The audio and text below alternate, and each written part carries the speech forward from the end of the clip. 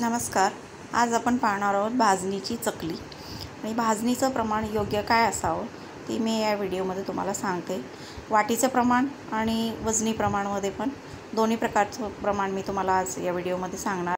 भाजणी ही किती प्रमाणात भाजावी, म्हणजे डाळी किती भाजाव्या, तांदूळ किती भाजावे, हे सर्व व्यवस्थित मी या व्हिडिओमध्ये तुम्हाला सांगणार आहे. आणि तुमची चकली ही शेवटपर्यंत अगदी कुरकुरीत राहणार, नरम पडणार नाही, तेल पिणार नाही, करताना अजिबात बिघडणार नाही. तुम्ही पाहू शकता माझ्या चकल्या किती छान झालेल्या आहेत. अगदी शेवटपर्यंत अशा कुरकुरीत राहतात, बिलकुल तेल शोषलं जात नाही. त्या भाजणी जर तुम्ही व्यवस्थित बनवली तर चकली एकदम परफेक्ट बनते. इथे मी 500 ग्रॅम तांदूळ घेतलेले आहेत, म्हणजे वाटीच्या प्रमाणे म्हटलं तर 125 ग्रॅमची वाटी आहे, त्याच्याने मी 4 वाट्या तांदूळ घेतलेले आहेत. चकलीसाठी तुम्ही फक्त इंद्रायणी तांदूळ वापरू नका, बाकी कोणताही तांदूळ वापरला तरी चालेल.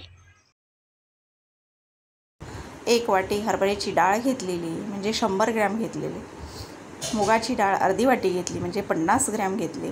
त्याच्या अर्धी वाटी उडदाची डाळ घेतली, म्हणजे 25 ग्रॅम घेतली. धणे 75 ग्रॅम घेतले.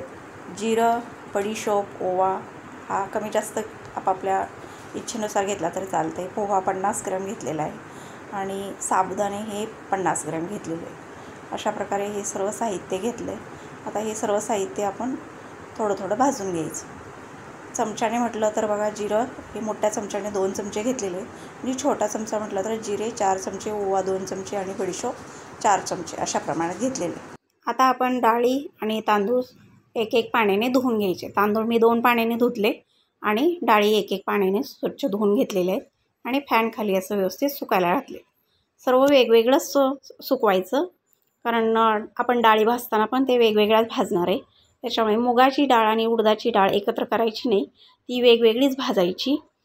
कारण दोन्ही डाळी एकत्र केल्या तर मुगाची डाळ ही जास्त भाजली जाते आणि उडदाची डाळ ही कमी भाजली जाते. त्याच्यामुळे त्या वेगवेगळ्याच भाजायच्या. आणि सुकवल्यानंतर त्या डाळी अशा सुट्ट्या झाल्या पाहिजे, जशा व्हिडिओमध्ये दिसत आहेत तशा, कारण धुतल्यानंतर त्या चिकट झालेल्या असतात. चला आता आपण डाळी भाजायला सुरुवात करूया. पहिल्यांदा मी हरभऱ्याची डाळ भाजायला सुरुवात केली. सुरुवातीला हाय फ्लेम ठेवली तरी चालते, कारण हरभऱ्याची डाळ थोडी मोठी असते, या कारणे तिला भाजायला वेळ लागतो. त्याच्यामुळे सुरुवातीला मोठा गॅस ठेवला तरी चालते. आणि जशी थोडीशी भाजली, गरम झाली की मग गॅस कमी करायचा आणि कमी गॅसवरती त्याला असे थोडेसे लालसर डाग येईपर्यंत भाजून घ्यायची. आता डाळ भाजली की एका मोठ्या भांड्यामध्ये काढून घ्यायचं. मोठ्या भांड्यामध्ये ते ओतल्यानंतर त्याच्यातली गरम वाफ निघावी म्हणून थोडंसं हाताने किंवा उलटणीने असं हलवून घ्यायचं, म्हणजे त्याच्यातली गरम वाफ निघून जाते, म्हणजे ते ताट खालून असं ओलसर होत नाही. आता आपण तांदूळ भाजणार आहोत. तांदूळ हे मीडियम फ्लेमवरतीच भाजायचे. थोडेसे असे फुलले की आपल्याला लगेच लक्षात येतं भाजले तसं. त्यावेळेस गॅस बंद करायचा आणि परातीमध्ये किंवा ताटामध्ये आपण ज्यावेळी टाकतो त्यावेळेस थोडेसे हलवून घ्यायचे, म्हणजे असे खालून ओलसर होत नाही. म्हणजे प्रत्येक वस्तू तुम्ही भाजून घेतली आणि ती आपण ज्यावेळी ताटात काढतो त्यावेळी तसंच अशी त्याच्यातली वाफ काढून घ्यायची, म्हणजे ते त्याचा कुरकुरीतपणा तसाच्या तसाच राहतो व्यवस्थित आणि घामेजल्यासारखं होत नाही ते ताटामध्ये. किंवा तुम्ही खाली त्याच्या कपडा पण टाकू शकता. मी इथं वापरला नाही कपडा, म्हणून ते मी प्रत्येक वेळी तशी त्याची वाफ काढून घेते, अशा प्रकारे जसं व्हिडिओमध्ये दाखवते त्याप्रमाणे. आता आपण मुगाची डाळ भाजूया. मुगाच्या डाळीला काही जास्त वेळ लागत नाही, ते अगदी मीडियम फ्लेमवरती पटकन भाजली जाते. अगदी थोड्याच भाजायच्या डाळी, जास्त भाजायच्या नाही, म्हणजे खूप कलर त्याचा चेंज होईपर्यंत ठेवायचं नाही. लगेचच 2-3 मिनटात भाजली जाते. ही अशी वाफ काढून घ्यायची. आता आपण उडदाची डाळ भाजूया. उडदाची डाळ ही कमी गॅसवरच भाजायची. थोडंसं म्हणजे तिला भाजायला वेळ लागत नाही, पण ती शेवटपर्यंत, सुरुवातीपासून ते शेवटपर्यंत कमी गॅसवरच ठेवायची, म्हणजे जास्त कुरकुरीतपणा येतो. कारण ती थोडी चिकट असते डाळ, त्याच्यामुळे ती कमी गॅसवरच भाजायची. याच्यानंतर आपण साबुदाणे भाजणार आहोत. साबुदाण्यासाठी थोडा टाईम लागतो, पण तरी पण चांगले व्यवस्थित भाजू द्यायचे, खरपूस होऊ द्यायचे जरा, पण त्याचा एवढा कलर चेंज होऊ द्यायचा नाही. असे तडतड वाजताना तोपर्यंत ते व्यवस्थित भाजून घ्यायचे आणि मग काढून घ्यायचे लगेचच. आता याच्यानंतर आपण पोहे भाजूया. पोहे तर ऑलरेडी भाजलेलेच असतात. पोह्यांसाठी काही टाईम लागत नाही भाजायला. पोहे पटकन भाजले जातात, कारण ते आधीच भाजलेलेच असतात. त्याच्यामुळे फक्त गरम करून घ्यायचे पोहे, जास्त तांबूस कलर होईपर्यंत भाजायचे नाही, लगेच काढून घ्यायचे. आणि आता आपण धणे टाकले की गॅस बंद करायचा धणे थोडे गरम झाले की लगेच काढून घ्यायचे. धणे हे तुम्ही तुमच्या आवडीप्रमाणे कमी जास्त करू शकता. जास्त नाही, पण थोडे कमी करू शकता जर जास्त आवडत नसतील तर.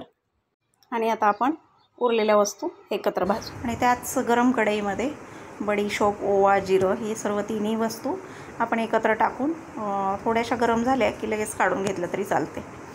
असं त्याला गॅसवरती भाजायची गरज नाही. गरम कढईमध्ये ते होऊन जातं. कारण आपण ज्यावेळी दळायला नेतो ना त्यावेळी पण ते पीठ गरम असतं, त्याच्यामध्ये भाजले जातात हे सगळे पदार्थ. त्याच्यामुळे जास्त नाही भाजायचं. मीडियम फ्लेमवरती अगदी थोडं थोडं भाजायचं, पण ते चांगलं असं कडक झालं पाहिजे, म्हणजे चकली छान कुरकुरीत होते. आता सर्व भाजून झाल्यानंतर हे सगळं मस्त थंड होऊ द्यायचं आणि नंतर मग दळायला न्यायचं. आता हे सर्व वस्तू भाजलेल्या आपण सर्व मिक्स करून घ्यायच्या आणि सगळ्यातली अशी व्यवस्थित वाफ काढून घ्यायची आणि मग बाजूला ठेवून दिलं तरी चालते. हे असं उलटण्यानं सर्व मिक्स करून घ्यायचं त्याच भांड्यामध्ये आणि मग ते पूर्ण गार होऊ द्यायचं. असं गरम लगेच डब्यात ओतून ठेवायचं नाही, नाहीतर परत त्याला असं घाम आल्यासारखं म्हणजे ओलसरपणा आल्यासारखा होतो. म्हणून ज्या भांड्यात आपण भाजून काढलं होतं त्याच्यामध्येच ते व्यवस्थित असं मिक्स करून घ्यायचं आणि त्याची वाफ पूर्ण निघाली की मग डब्यात भरून मग दळायला न्यायचं. व्हिडिओ आवडला असेल तर like, share, subscribe please. Thank you.